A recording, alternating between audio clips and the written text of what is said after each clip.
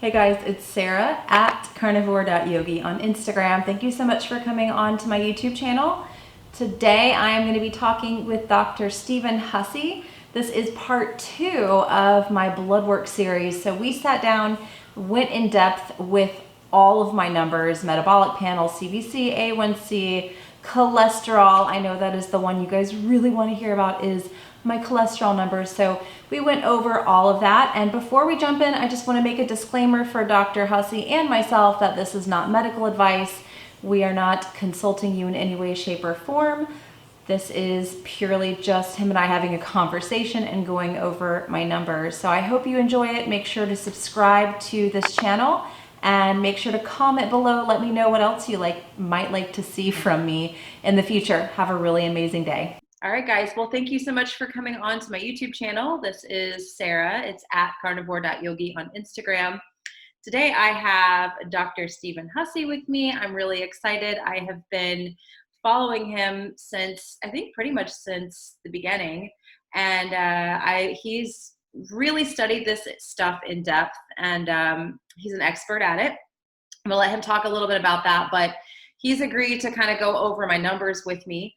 Blood work numbers. And again, he is an expert. I'll let him talk about it a little bit more on heart disease and prevention. And so I think he's really suited to talk about this, especially since we're going to talk about cholesterol and lipids and things that I think a lot of people get triggered by. And it's just, they're not really educated on what all that means. So yeah, why don't you introduce yourself to everybody, tell everybody a little bit about yourself. And Yeah. So I'm Dr. Stephen Hussey. I'm a chiropractor, and I also have a master's degree in human nutrition and functional medicine.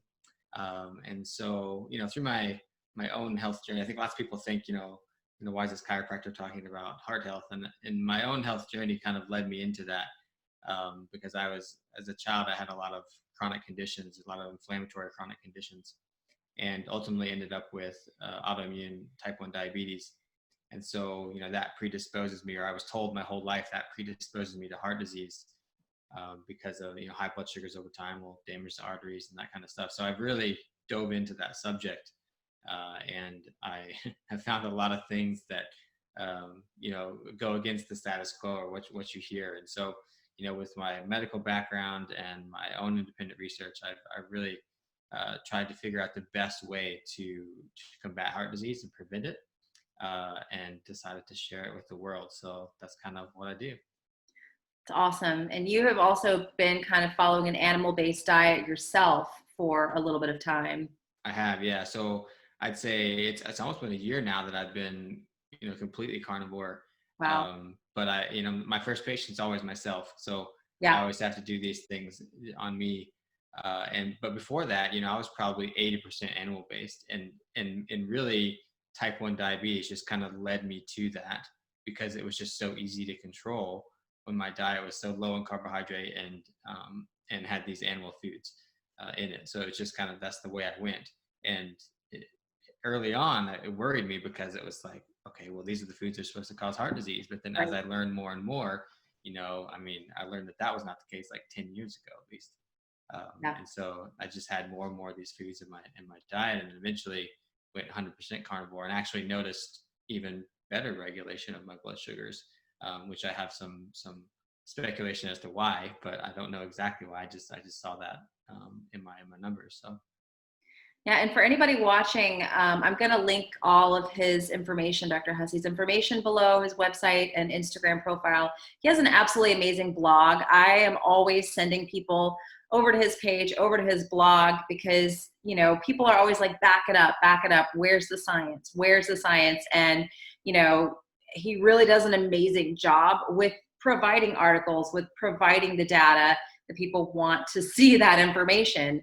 And one other little thing before we jump in, you mentioned that you have extensive education in nutrition, and a doctor, maybe like a Sean Baker even, that we look up to, even a Dr. Saladino, they don't have the extensive education that you do in nutrition. Just a regular, run-of-the-mill doctor, they maybe study for a few hours nutrition, if I'm Yeah. correct here. So you have really gone above and beyond to educate yourself on nutrition. You provide resources. You back up everything you say. You don't just dangerously throw out numbers and information. And you've done this on yourself as a type 1 diabetic, which is another question I do get. And I'm just like, I'm so fortunate to be connected with you because it's just such a tremendous resource for someone really just trying to better themselves in their health and nutrition. Yeah, and I just want people to know that they can do the same thing. I know I have all this kind of background knowledge and everything, but I really just want to empower people Yeah. to know that they don't have to outsource achieving health to somebody else. They can take it on. And Yeah. people like us, we're trying to guide them in that journey, but they can take it on. So yeah, and I think that oftentimes, I mean, even Dr. Saladino recently on the doctors, I don't know if you Yeah. saw this, That's but what they that's what try I to was kind of they talking try about. to discredit him because he's a medical doctor, which I think Right. is, as far as nutrition recommendations, I think that's ridiculous because Right. it doesn't, a degree is not what makes you an expert Right. at anything. It's the amount of time you spend mastering that subject outside of it. And but yeah, for people who come back against me and say, oh, you're not an expert, and I had someone on Instagram the other day say that, and I was just like, well, actually I have a master's in human nutrition, and they were like, oh, so I mean, if people want that kind of credibility, then there it is. Right, exactly. And, I appreciate this because putting your story out there about, going over, telling people my blood work, my numbers, it's terrifying for somebody Mhm. like me. I'm just, a yoga teacher and I'm kind of just blogging and sharing my experience here. And it's terrifying because you do get a lot of flack and you do get a lot of trolling and a lot of people because Mhm. they're scared because I'm telling information that is so different from what we've really been brainwashed to believe. And so for somebody like me who it is really scary to put myself out there like this, I appreciate experts like you, people like you who are kind of like, yeah, okay, and here's the science and the nutrition and the data that we can use to back this up so that it's not so terrifying. And that Mhm. hopefully, yes, we can continue to empower people to take a little closer look at their health. Um, Exactly. rather than just say, oh, this is what I was told about this, and I should just believe it, even though following that advice makes me feel terrible and my health Right. gets worse. Exactly. Um, so, yeah, I think that's, Yeah. So, yeah. navigating blood work is a huge question. I get people, ask me all the time. So I'm happy to do this. So yeah. Yeah. Yeah. So for those of you watching, as we go over this, I'm just going to flash these kind of panels up on the screen as we're talking about them so you guys have a reference point. What, Dr. Hussey, do you think is the best one to kind of jump into first? I gave you guys so, so many things. Mm, well, I mean, we could just kind of go through the ones that there's not much to say about, that were Yeah. normal for you and don't really tell us that much. I mean, Yeah. uh, we could do like the CBC and the Okay. metabolic panel first. Perfect. Yeah. Um, I'll just let you take the lead. Yeah. yeah. Yeah. So let me pull yours up here. I've got it all laid out in front of me too. So much blood work. Yeah, right. Like, not excited to get the bill for this one. So, I mean, so for a CBC, what I'm looking for is obviously if there's any numbers askew. But what a CBC, I think, basically tells me is if, I have some sort of infection or if I'm anemic, or if the person's anemic. And so, you look at all the red blood cells and the hemoglobin, the hematocrit, and the red cell distribution with, like, that'll all just tell me if they're anemic and then what type of anemia they may be having. But really, if that test shows anything, it tells me I need to do a little bit more investigative work to see why, or what type of anemia or why that might be. Because you can have anemias for a lot of different reasons. Yes. Um, yeah. And so then, as far as the infections go, or the white blood cell counts, you can look at the different ones of those. So like for, lymphocytes, we're looking for, maybe like a viral infection. For monocytes, we're looking at more of like bacterial infection. Eosinophil, if that's higher, we're looking at maybe parasite or allergy or something like that. Basophils, I'm usually thinking some kind of immune reaction or something like that. So lots of different reasons why these white blood cells could be elevated, and we look at those and say, which one is it, and then investigate further.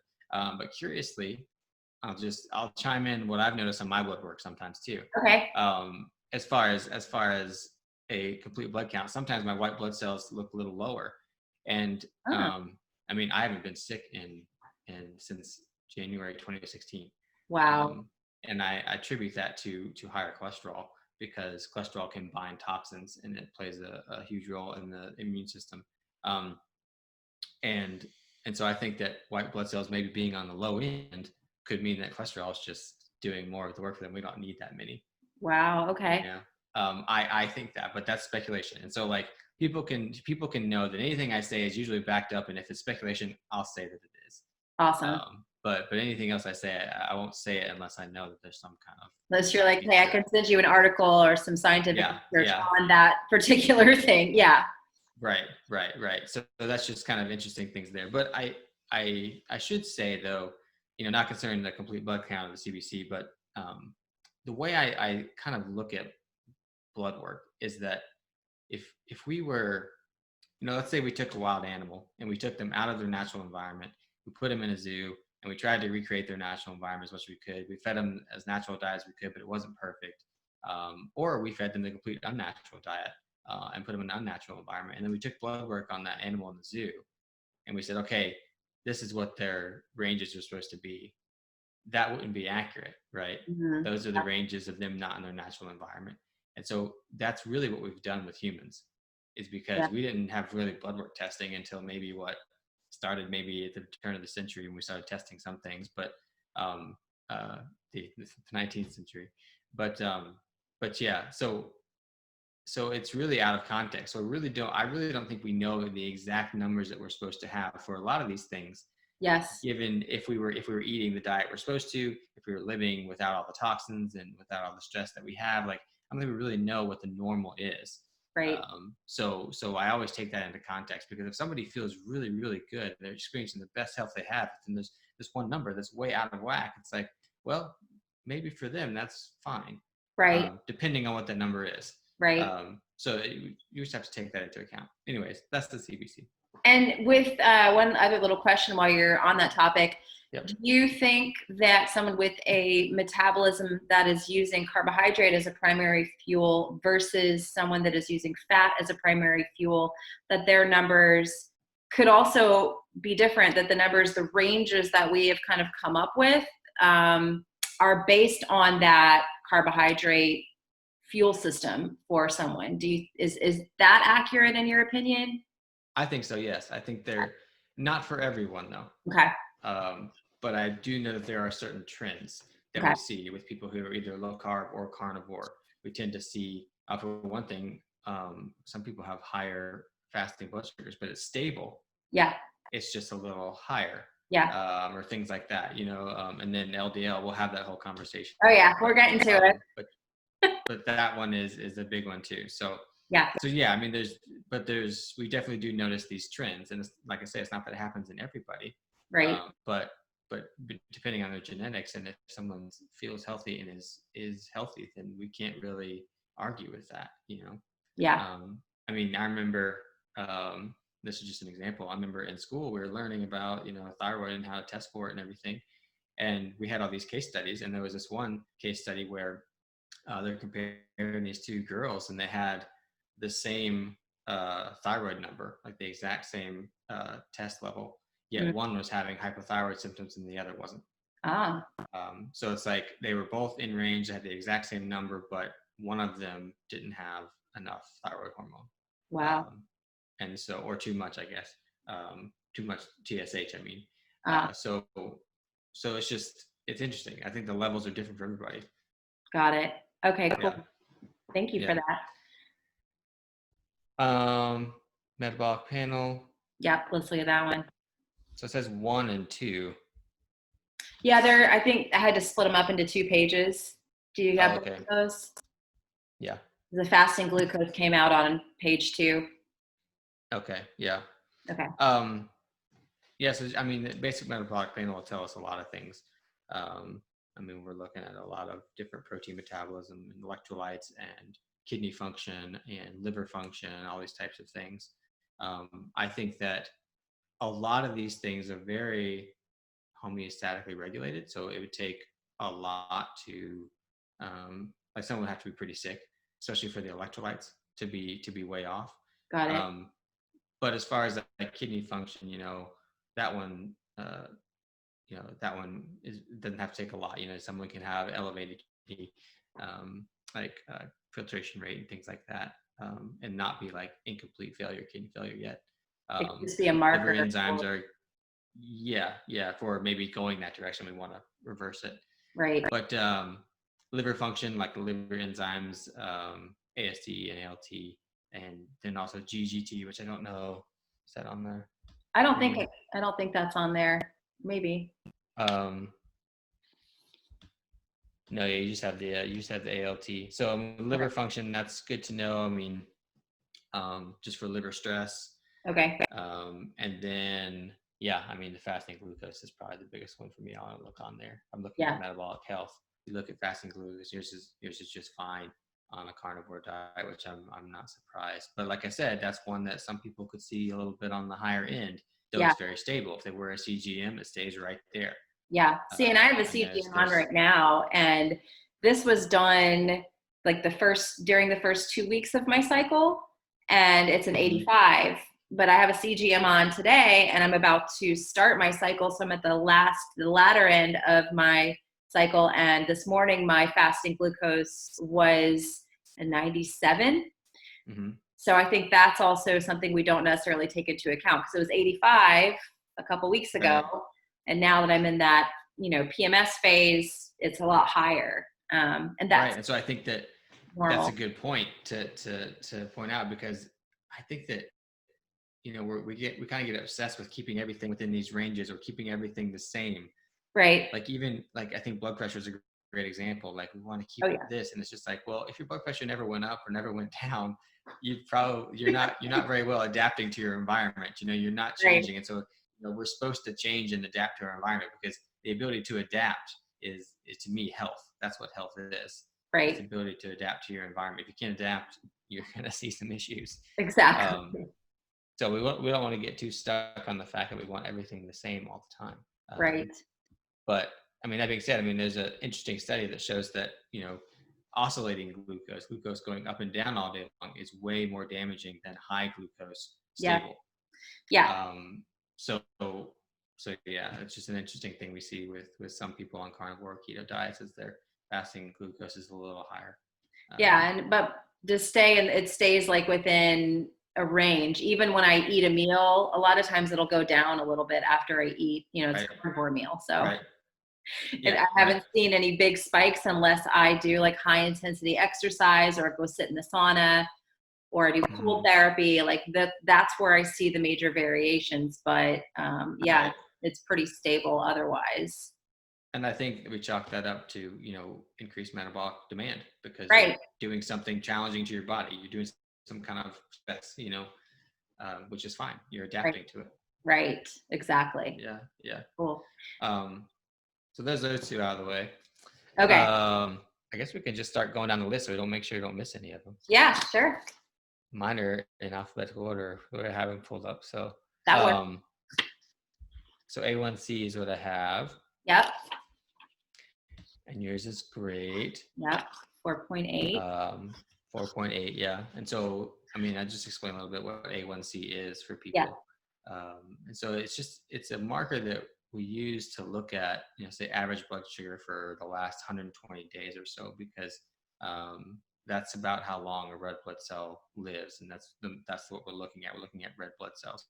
So this is an interesting thing, because this is like one of the tests that we use to measure how damaged by glucose things are in your body. So if you have a high amount of glucose in your bloodstream, it will damage a certain percentage of red blood cells.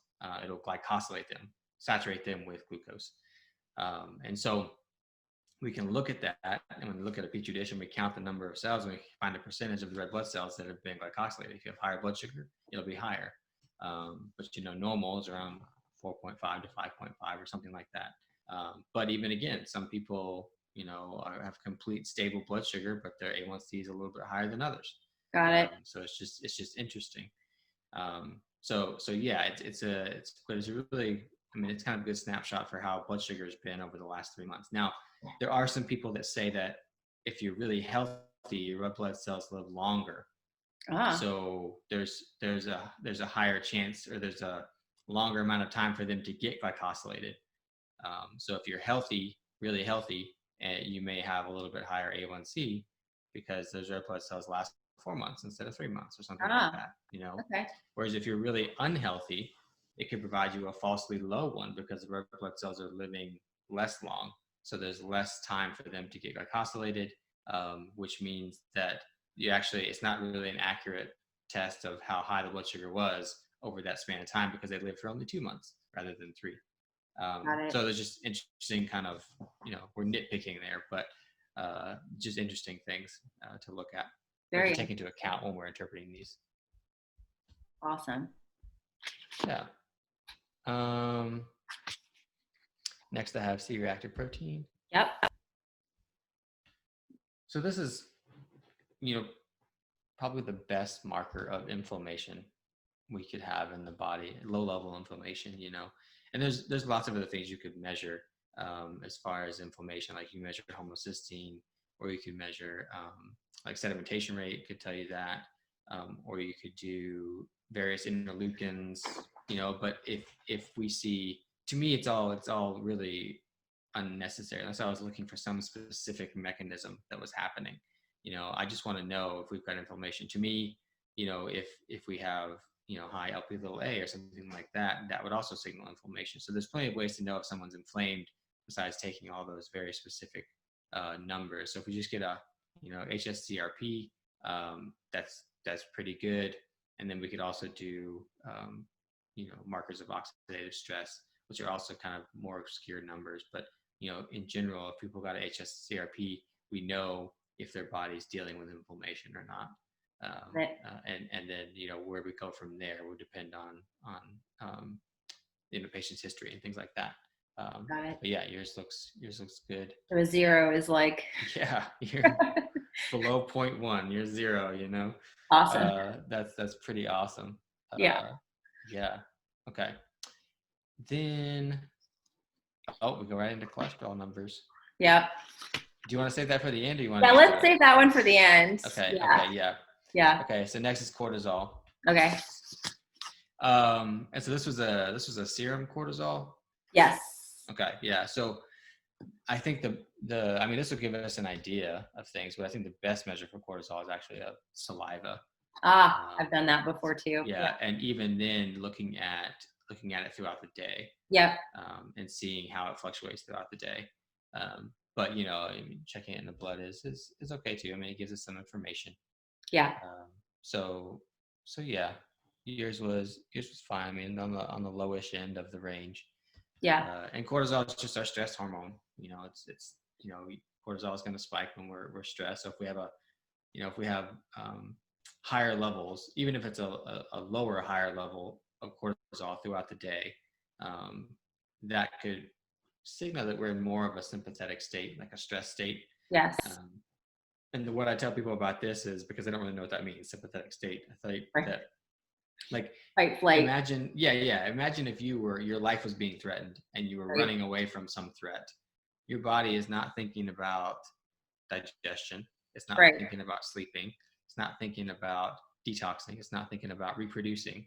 And so those systems in the body, can kind of get shut down. And so if your body's always thinking you're in this stress state, then you may have poor digestion. You may have poor sleep. You may have sexual issues. You may have detoxification issues because your body thinks it's always trying to get away from this threat. So when we look at cortisol, it just gives us a little bit of an idea of what state you're in and how balanced the autonomic nervous system is. There's better things to measure that, but yeah, that's kind of what we're looking at with cortisol. Cool. Yeah. And then we have estradiol. Yep. So looking at reproductive hormones, it's good on a carnivore diet to look at those, because I mean, for men especially, I think, but even for women, I mean, I think that, I mean, I've never seen anybody on a carnivore keto diet that has really messed up hormones, unless there's some other toxin or something interfering with those, or if there's, like plastics and things like that. Yeah. Uh, but yeah, usually you're providing your body with all the cholesterol it needs to make these hormones. Right. So it's really not a huge issue. Now, if you're really stressed, going back to that cortisol, sometimes your body can use all the cholesterol and the pregnenolone and everything that it makes from that and make more cortisol, and that kind of steals it, and then it can't make as much of the sex hormones, and so that can result in things. But usually, if you're providing your body with enough cholesterol, then your sex hormones are going to be fine. But the Awesome. one thing on carnivore is sometimes some of the trace minerals you don't get enough because we're not really doing bone a lot. Yeah. I do Um, munch on bones whenever I make bone. there you go. I don't, Yeah, it's I a little kind bit of weird, but I chip at them. I chip at them a little bit, so more of the bone ends up in the broth, and I end up getting it. yeah. But yeah. So I mean, if we don't have enough boron, sometimes the sex hormone binding globulin can go up, and so that basically what that means is that it's not that you don't have enough hormone; it's that you have this thing that's binding them up, and you can't use them. So it looks like it's lower, but you know that's more true, I think, for men than women, but it can happen in women too. Yeah. But that's, looking at checking the hormones is always good.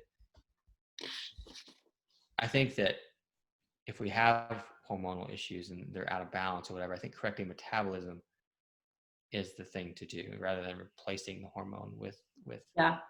like a hormone replacement kind of thing, or Yeah. exogenous hormones. And the thing is, like, before I did carnivore, I noticed just the way that my body functioned was not as efficient. I was always really cold. Mm, I was always having to walk around with sweaters in the middle of mm, summer because the AC in the house would drive me crazy. And now I almost feel like I just am really warm all the time. I can go out in the yeah. cold, do cold therapy.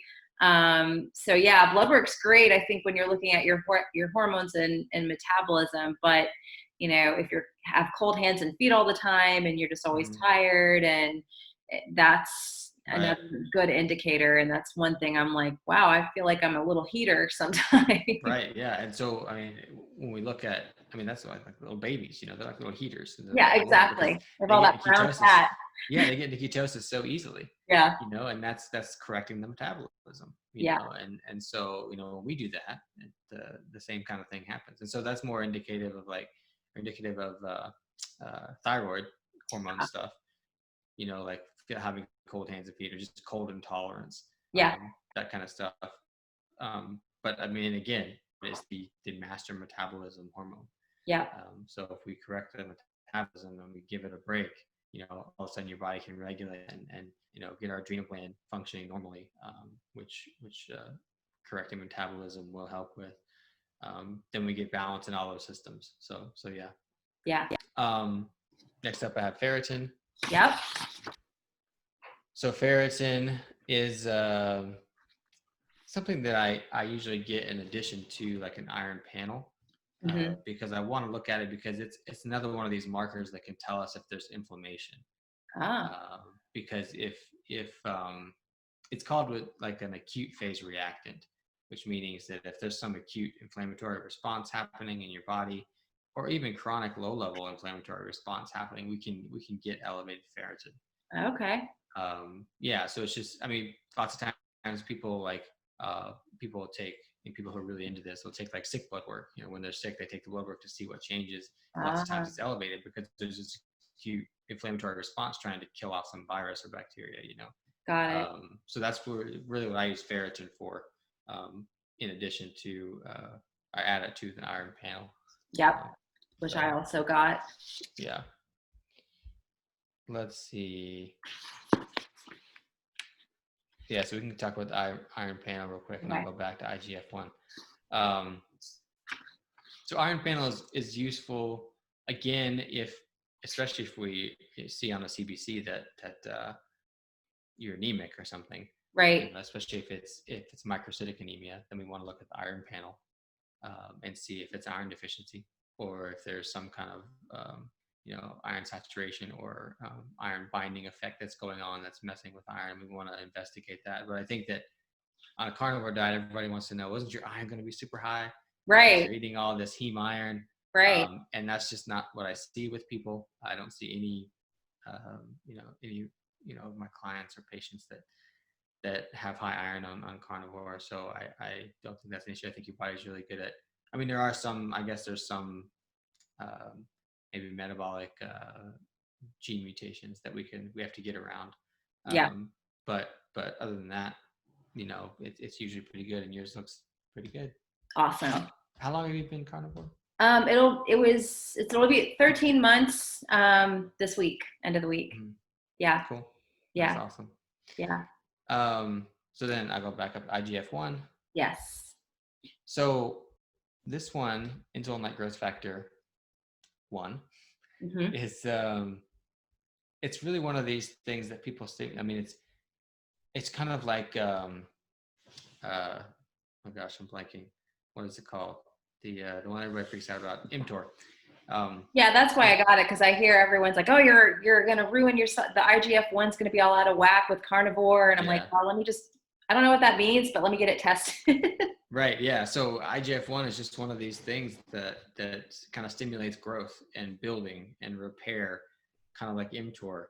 And if we look at what stimulates it, and what stimulates mTOR, it's insulin, really. And so if we're eating a lot of foods that stimulate insulin, which are the carbohydrates, especially the processed carbohydrates, then we get overstimulation of these. But these are not bad things. These are things that we need. When I eat, I want my body giving it signals. I want my body to give itself signals to build and repair, and that kind of stuff. We just don't want that all the time. Right. If you buy into the fact that IGF-1 or mTOR stimulated for a long time will give you cancer, which I don't know that that's entirely fleshed out, right, that it would do that. But if you bought into that and you wanted to lower the amount of IGF-1 and mTOR and things like that you stimulate, then what you would do is you would eat foods that don't stimulate insulin, because insulin will give us a longer or more prolonged elevation of those things. Whereas protein will will elevate those things for sure, but it'll be in a more transient manner. So it'll be for like 30 minutes rather than say 4 hours like insulin does. Got it. Yeah, and this was specifically for mTOR too, that it will do that. And so the other thing is you don't eat all day long, because if you ate all day long, then you're going to get that stimulation all day long. So if I look at someone who's, say, on a whole food paleo diet, but they're still having carbs at every meal, they're stimulating that insulin a lot, maybe 3 times a day, for 4 hours at a time. So that's pretty much 12 hours a day, their waking hours almost. And whereas if I look at someone who's intermittent fasting and eating a carnivore diet, like you and I, then they're stimulating these things twice a day for about 30 minutes at a time. Right. So that's the solution. I think that's the way I think that our physiology kind of evolved. We weren't supposed to be having these calories, whether it's proteins or carbohydrates or whatever, all day long. So looking at that, yours looks good on a carnivore diet, which I would expect. Awesome. Yeah. Let's see, we did metabolic panel. Progesterone. Yeah. Again, another hormone. We kind of talked about the hormones. Yes. Yours looks good. Yeah. So happy with that there. Yep. And you are healthy as far as ovulation and all that kind of stuff. Everything's going well. Yep, yeah. I do. I take my temperature. I track all of that. Cycles on time. Yeah. And PMS is like no big deal. I do get a lot hungrier. Yeah. Right now, like my fasting blood sugar is higher and I'm a lot hungrier this week, but I just kind of expect that. And I just eat more fat. Like I ate a ton of bone marrow yesterday. And there you go. Your body's preparing for things. Yes, exactly. That's how it's supposed to go. Exactly. Right. Let's see. TSH. Yep.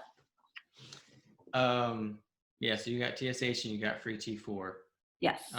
So which I mean, it's good baseline, like looking at TSH. However, when someone tells me, they'll bring me blood work that some other practitioner did, and they'll say they check my thyroid and it's fine, and I look at it and I see TSH was done and it was normal. I'd say, well, we want a full thyroid panel. Got it.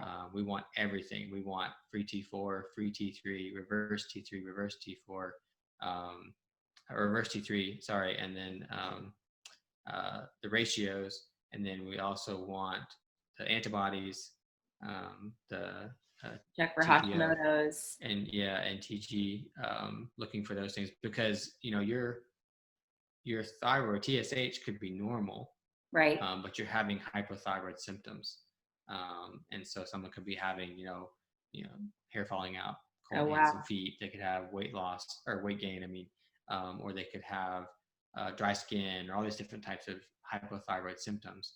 Got it. And their TSH is normal, so we want to investigate further. But we also want to know if there's any type, because TSH could be normal, but maybe there's some antibodies.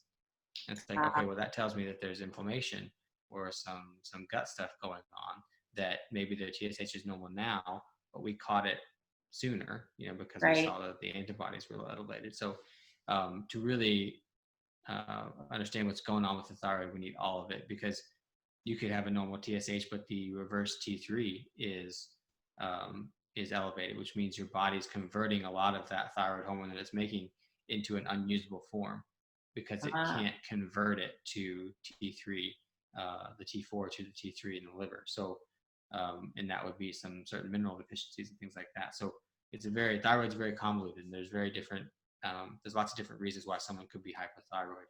Interesting. So most of the time we can't just take TSH and say, okay, your thyroid's fine. Got it. Yeah. Got it. So lots of different tests there. Yeah. I'm not super worried about it though. My it's funny you mentioned the dry skin. I used to have, and I'm a yoga teacher, so I walk around barefoot all the time to teach. Mm-hmm. And I used to freak out because my feet would be like just kind of gross, like the dry skin and the scaliness and the cracking. Mm-hmm. And I guess it was a few months ago, I was just walking around barefoot and realized I hadn't put lotion on my feet or done anything, and they were like baby soft, and that has been, I haven't done anything. I haven't done any foot treatments. I've just gone carnivore, and I have this chronically dry, and I don't even use lotion on my body. I use like tallow on my face, but I've had chronic dry skin and eczema my whole life. And since carnivore, all of that's just gone, I don't even use body lotion. Our skin it loves fat, it absolutely loves it. Whether we're ingesting it or putting it on the skin. And it also loves collagen, which is, when we're eating animal products, that's what we're getting a lot of. I still supplement a little bit of collagen because it's hard to get a ton, but that's what our skin loves. So it makes sense that that's what you saw, Yeah, exactly. Uric acid. Yes. Gout, right? Right. So everybody who's carnivore is supposed to get gout, right? Yep. So uric acid, I mean, we're testing for monosodium urate in the body. And, I'll just explain a little bit. So those, most of the monosodium urate or uric acid that we get in our body comes from breakdown of our own body, like breakdown of our own tissue, not necessarily tissues, but like our own metabolism, right? Right. So breakdown of like purines, which a lot of times can come from like DNA that we're breaking down and repairing and things like that, or the breakdown of ATP, things like that will result in more uric acid. And so it's thought that people who eat a lot of protein, which has a lot of purines, are going to have higher uric acid. Now, I don't see that on people on carnivore diets. But that's what's thought. That's what is said, that we're going to get gout because we break down all these purines and that makes uric acid. However, people who, so like 2/3 of it comes from the breakdown of our cells, like not even what we're eating. And then like the other third comes from like breakdown of what we're eating. So most of the uric acid we're making or we get in our bloodstream comes from like stuff that's going to happen anyways, no matter what we eat. Right. And then the other third is from our diet. And so if we look at people who have higher or who test for higher uric acid, like the vast majority of them, like 90+% of them, is because they're not excreting it very well. Got it. Right. So, and then like the other, 10 or so percent is because they're making too much. Okay. So in the vast majority of cases, we got to look at why are we not excreting it? And so the three number one reasons why someone wouldn't be excreting it, I think, are insulin resistance. So if we have high insulin, that impairs our kidney's ability to excrete uric acid. And then if we also fructose consumption, and fructose consumption does it twofold. It because it kind of pushes the process of breaking down ATP into ADP and AMP, and so that results in more uric acid formation. But then also fructose impairs the ability to excrete it. So it makes more and impairs the ability to excrete it. So really, we don't want to do fructose ever. Got it. Yeah, and then last one is alcohol consumption. So that will also decrease uric acid excretion. So if we're looking at how someone has gout, like, okay, we need to correct the metabolism, stop the insulin resistance, stop eating fructose, and then stop drinking alcohol. And that usually will get things going the right direction, along with a lot of other things. I mean, those are beneficial for a lot of reasons. Got it. But yeah, so, I think that the idea that the breakdown of these purines that you're eating a lot of in meat, it doesn't necessarily make sense, because most of the uric acid is coming from breakdown of the body already, different metabolic processes, and we just don't see it. I just don't see it with clients and things. When you test for it, just doesn't happen. So yeah, that's the uric acid story. No gout. Yeah. Oh yeah, and I guess I should say that if you have high uric acid, it can get deposited in joints, and that's what gout is. Very painful, very inflammatory deposition of uric acid in joints. So, vitamin D. Yep. Yours looks very good. It could be a little higher, but I mean, I think that's fine. Yeah. It's also winter here on the East Coast. Yeah. I mean, it really, I think it's all relative. Like a lot of these tests, people come, I mean, I guess the one that I see a lot of people come to me with a CAC score, and they're like, I've been carnivore for 6 months, or I've been keto for 6 months, and I feel great, but my CAC score, I got it done, and it's like 300 or something like that. And I'm just like, well, did you take it before? And they're like, no. And I'm like, well, how do you know? It could have been 600 before. Yeah. And you've gotten it a lot better. So, we just don't know. Yeah. My vitamin D has always been like a 25. I couldn't get it to go up for the longest time. So I was kind of thrilled with a 49, even though I know it could be higher. I was like, oh, it's not a 25 anymore. Thank God. Yeah. And that's great. And so same with me with HDL. Cause my whole life, doctors, I mean, I'd go in and when I was a kid and in my teens and college, like I would go and doctors would say, oh, your HDL is low. It's like, I think it would hover around like 25 or 30. Oh, wow. And they were like, exercise more. And I was just like, I'm doing intramurals, I'm lifting weights. Like there's no way I'm an active college student. There's no way I can exercise more. Right. And it stayed that way for a long time. And the only time I've ever seen it go up was about a year ago when I started carnivore. Oh, wow. And it went up to 47. So still not like optimal, but it's like, that's the highest it's ever been in my life. So for me, that's great. Wow. So for you with vitamin D, maybe it could be a little higher, but 49 compared to what it has been, great. It's amazing. And so I will say though, that with vitamin D, I've seen people supplement, like 10,000 IU a day. Yeah. And they feel better. Yeah. However, it doesn't mess with their, in their serum vitamin D. And I think that this is speculation. I don't have anything to back this up, but I think that that's because vitamin D it's a steroid. I mean, it's a hormone pretty much. Right. And so it has a very anti-inflammatory effect, but to make it and put it in your bloodstream, your body needs sun, it needs cholesterol, and it needs sulfur. And so if you have those three things and you give your body those three things, it will increase it in the serum.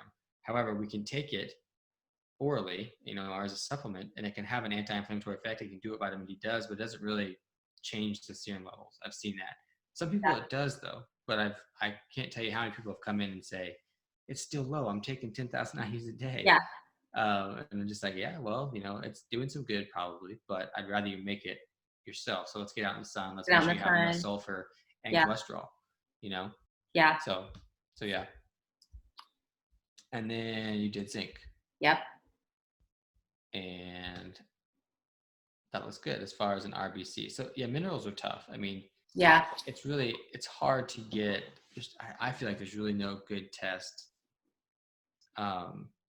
besides better than the ones we have as far as like RBC stuff. I think that for minerals, probably the best thing is maybe a hair mineral analysis. Interesting. Okay. But even then, I just don't feel like there's really a good way to know mineral status in our bodies. So sometimes we can look at other markers, like say with the sex hormone binding globulin, that goes down on a carnivore diet. We say, well, it's probably boron, Right. but that can clue us into our one of our mineral status. But even like RBC, magnesium, it just, I don't know. I feel like if people are getting all the juices from their steak and they're doing bone broth, then they're probably doing a good job as far as minerals go. But yeah, I mean, as far as this test, if RBC zinc looks good for you, Awesome. I mean, that's going to help you with immunity and all kinds of things. Yep. So on to cholesterol. Yes, finally. Probably what everybody's been waiting for. They're probably Exactly. just get to it already. Yeah. And my doctor, her notes on here, she's like, oh, somewhat high. And then we actually had a conversation offline because she's a friend. My husband works in the lab business. And so he's known her for years and we have a good relationship. And she said, the weird thing I don't really understand about this blood work is that your ratios are amazing. She said, these ratios actually show a below average risk. She's like, but the numbers, I don't really know if I like, and maybe we should retest in 6 months and, work with your PCP. She's just trying to say all this stuff for liability, but she's like, the Right. ratios look really good. And I showed that in my last video, but I didn't show these actual numbers. I'm like, let me get Dr. Hussey on here to talk about these numbers and why they're okay. Right. So I don't know. We could probably talk about this forever, and okay with me if you want to. But yeah. So I think this is the one panel, this lipid panel, that is the most, obviously it's the most scrutinized. We blame cholesterol for heart disease for the last 70 years, ever since Thank you, Ansel Keys. Ever since he came out with this, and I think we've been so hyper focused and on this thing that we've ignored, and this is going to be the subject of my talk at Keto Salt Lake. We've ignored all the other factors that play into atherosclerosis, and I would even argue that cholesterol doesn't play a role at all, besides the fact that it helps repair the lining of the artery, which is why we find it there. Right. But it has nothing to do with the cause of it. And so, I mean, yes, your total cholesterol is quote unquote high. Yep. Again, these are the numbers of people on carbohydrate-based diets eating processed foods. So how do we know if we weren't eating our ancestral animal heavy diet that that's not completely normal? Right. Or that normal for you and normal for somebody else is completely different, because there's people on carnivore diets who have optimal, quote unquote optimal, cholesterol lipid panels. So I just think that we're so focused on getting everything and everybody to the same numbers, right? We're missing out on this variation that we have, and how some of us probably have ancestors that ate more fruits and vegetables, throughout the last 20,000 years or so. But I think that you go back further than that, most of us were eating animal-based diets. But I'm just saying that people could have adapted to those foods. And so if we look at LDL, it also looks a little high for you. Right. And I've written a few different blog posts about the dangers of lowering it and all the benefits of having enough of it. And so then someone would ask, well, we want to have enough, we want to have it in range, but too much is a problem. And I would point to things like people, there's studies with people with familial hypercholesterolemia who have really high LDLs and total cholesterols and don't live any shorter of a life than people who have quote unquote normal ones. And they've even noticed, like they studied them, they went back like 200 years, over 2 centuries, and they traced this family who had these genes for familial hypercholesterolemia and found they didn't die any sooner. They had normal lifespans, and that they actually seemed to have protection from infection in times of you know, outbreaks and things like that. When Right. infection was going around. So, so there could be benefit, and I would argue that there's a lot of benefit. But when I look at yours, what I want to see is I don't really care what total cholesterol and LDL cholesterol is. That could be whatever. It could be quote unquote normal or really high. Yeah. I really don't want to see it low though. But what I look at is the HDL and triglycerides. So if I'm looking at HDL, I want that to be, in range or high, which yours is looking great at 93. Yep. And triglycerides, I want them to be low, and yours are looking phenomenal. I want them to be less than 100, ideally. And yours was that 36? 36. 86 first, yeah, 36. Yeah. So that's great. And so the real big number here, as far as insulin resistance, I'm looking at the triglyceride to HDL ratio, which I don't see that specifically calculated there, but it's easy enough to calculate. You could just put that the trig over the HDL, and calculate that out. And so that's what I'm looking for. If I have those three, if I have high cholesterol, it doesn't matter as long as trigs are low and HDL is in range or high. That's what I'm looking for. That's good metabolic health right there to me. That's no insulin resistance. That's no damaged cholesterol, that kind of stuff. That's kind of what I look for. But I'll tell people, the other thing you could do is you could look at how damaged your cholesterol is. Right. So you could get an oxidized LDL, or you could get an Lp(a), or you could get the particles sizes measured. So as your cholesterol molecules become, or not molecules, but your lipoproteins become damaged, they get smaller. And so it's thought that, as your LDLs get damaged, they get smaller, and that's more likely for them to get jammed into the lining of your artery, which I don't think is accurate at all. But it can tell us if there's inflammation, because inflammation is what damages anything in the body. Got so it. If it's damaging a lipoprotein, we know there's inflammation there. If you have lots of oxidized or Lp(a), or your lipid or your particle size profile shows a lot of LDL4, those are the damaged ones. So yeah. I don't know if you've noticed benefits from having higher cholesterol. Have you? I don't know what I would look for. Yeah. I don't really get sick that often. My cycles are on time. My mood is better. I feel a lot more stable as a person. Right. I did have, when I did a plant-based diet, low cholesterol. Like I said, I feel warm. I don't feel cold all the time. And I just feel like my body works pretty efficiently now. Yeah, you generally feel pretty good. And so, yeah. So like I was telling people, and I'll just tell them my experience with this because I think that it's interesting. And again, it's speculation, but so like I said, I was probably 80% animal based for a long time before I went carnivore, because I found that was best for my blood sugars. But I still, I didn't think that going 100% carnivore would affect anything. I felt like it would just maybe help me decrease more inflammation, but blood sugars would be fine or the same. And so the only time, because Dave Feldman says lean mass hyperresponder, and that's people who go on keto or carnivore diets and their LDL goes way up or their total cholesterol goes way up. And I was like, when I was keto and 80% animal based, that did not happen for me. My total cholesterol hovered right around 200, which is quote unquote where it's supposed to be. Yeah. And it wasn't until I went carnivore that it shot up, and now it's like over 300. Wow. And I attribute that to the fact that, so like you can have cholesterol, you can have phytosterol, which is a plant, basically the plant's form of cholesterol. and they compete for absorption in the gut.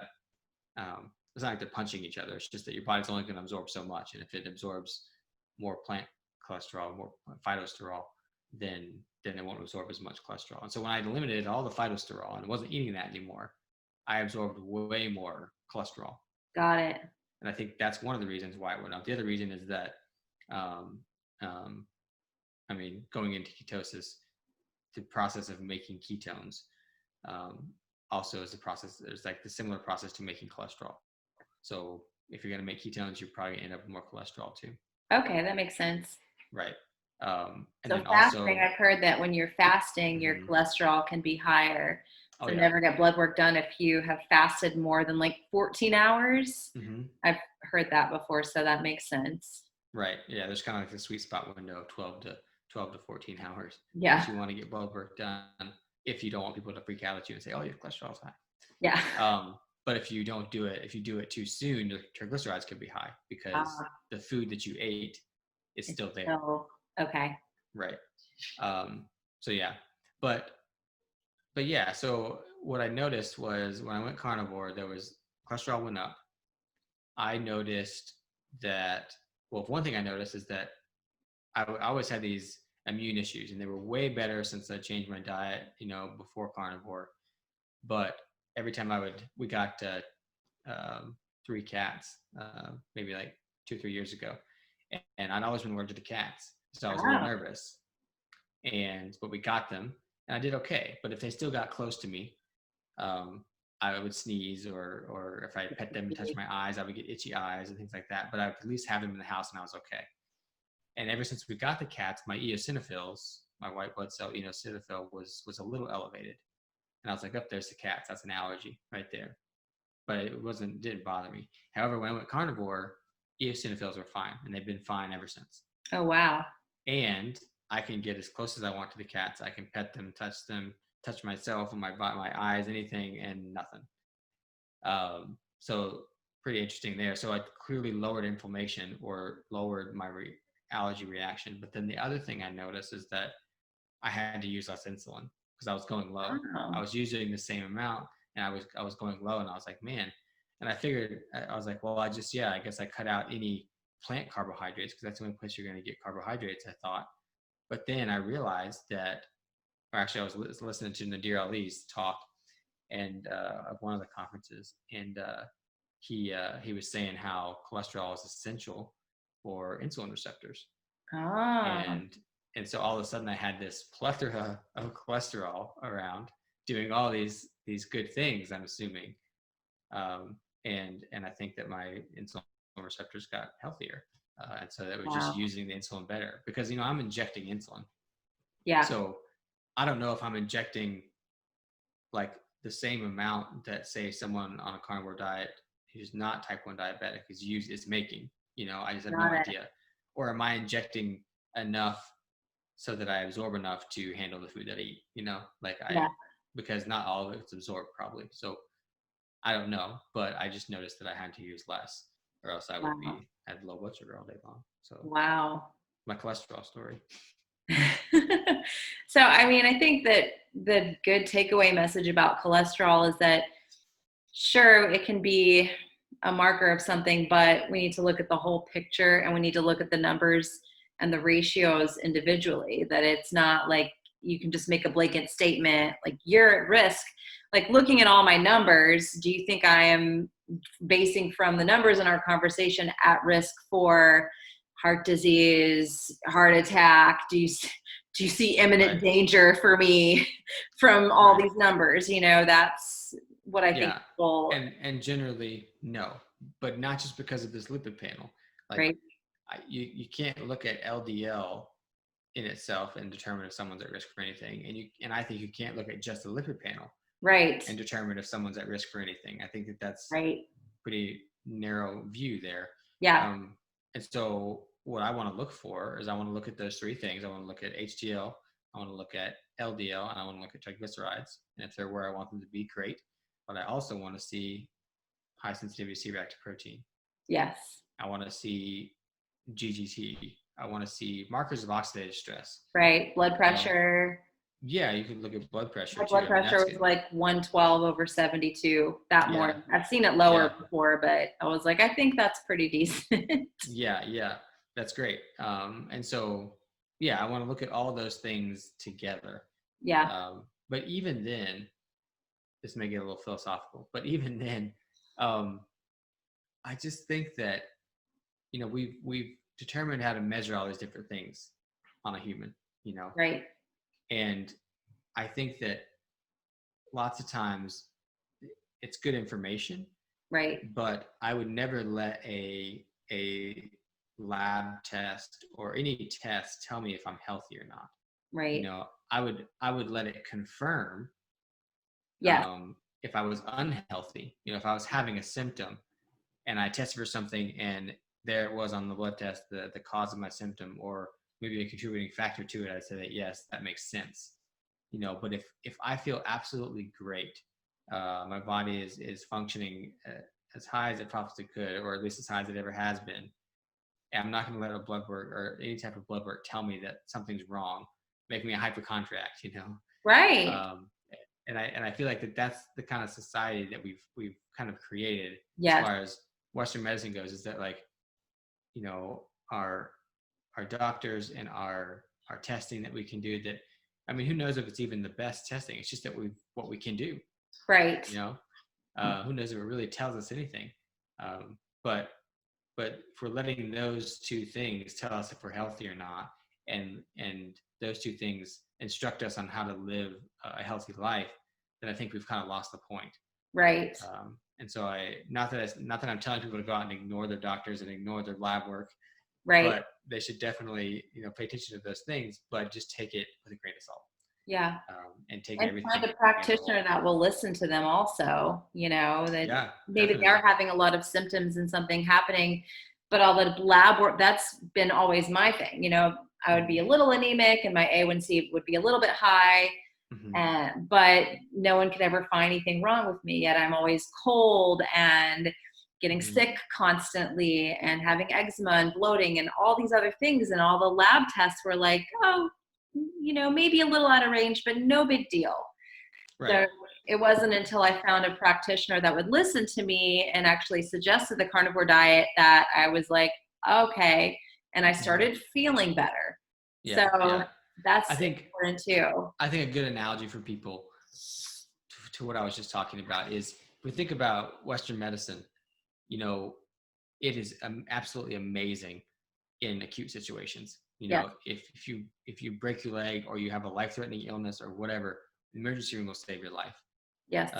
And so, however, for chronic disease, it's clearly showing that it's not working. You know, Yep. because chronic disease is at epidemic levels, and it's the same with different components of Western medicine. So if we look at blood work, if we get blood work and there's something drastically wrong with it, like okay, that's an acute situation, the hospital is where you need to be.